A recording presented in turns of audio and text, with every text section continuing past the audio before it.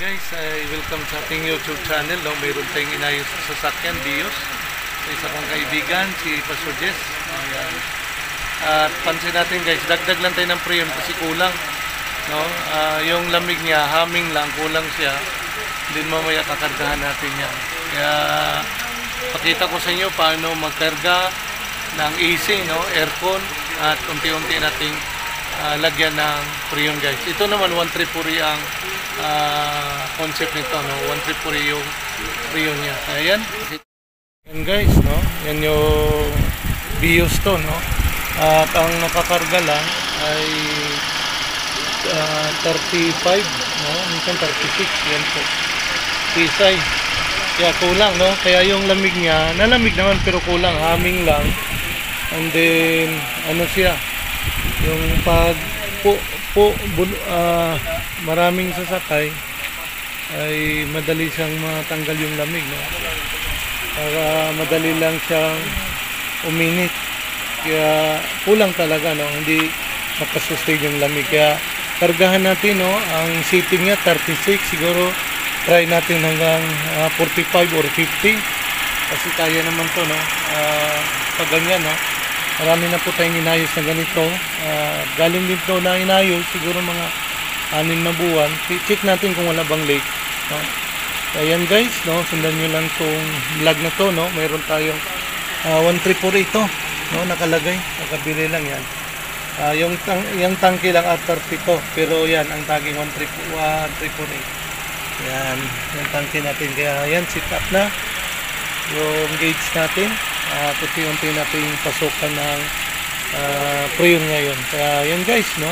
At huwag nyo kalimutan i-subscribe, i-like, and subscribe ang channel natin, Sir Dennis, para mapapanood nyo yung update natin na video. Okay guys? Natin guys, no? Ulitin ko, 134 po to, no? Dati yan 32, pero wala nang laman, kaya yan ang ginamit ko muna, no? Ayan, binuksan natin ang karga natin guys. Yan po, ayun, no? Ayan, pumasok na. Yan po, dandahanin lang natin, no?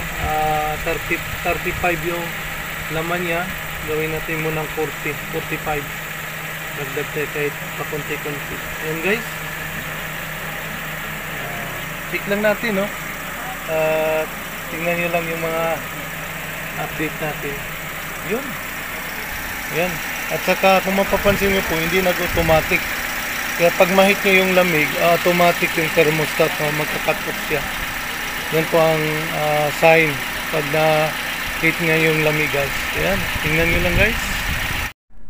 Ayan guys, ina-update lang natin, no? Nakakarga tayo ng preyon na. Mga 30 plus, no? Ang lamig na guys, yun po. Yan, hindi lang natin nilagyan ng masking tip, pero ang lamig na guys, oh. Papansin nyo po yung yung tunog niya. Yun, oh.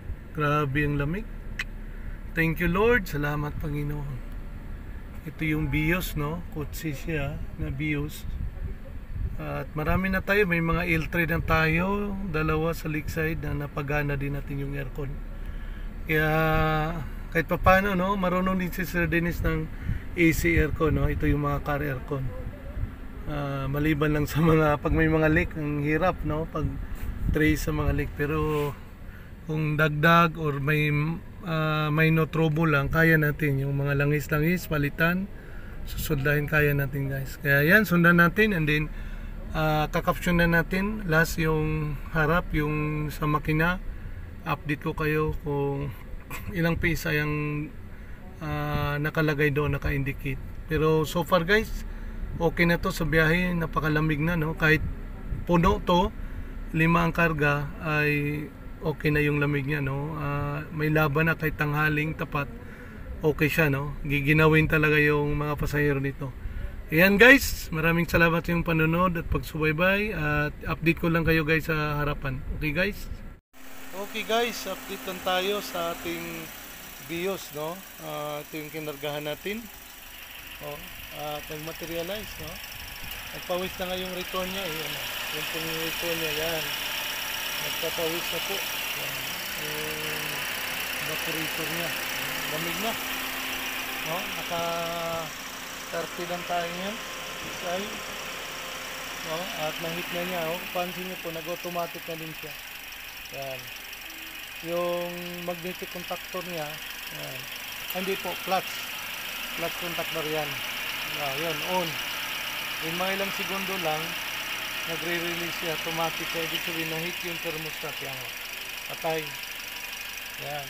Kaya dito lang guys, maraming salamat sa iyong panonood, no, sa ating YouTube channel. Yan. Maraming salamat. Mayroon tayong tawag ito. Mayroon naman tayong dagdag na ito. Alaman. Oh, mayroon na pa ito. Yan. Yan guys. Thanks for watching.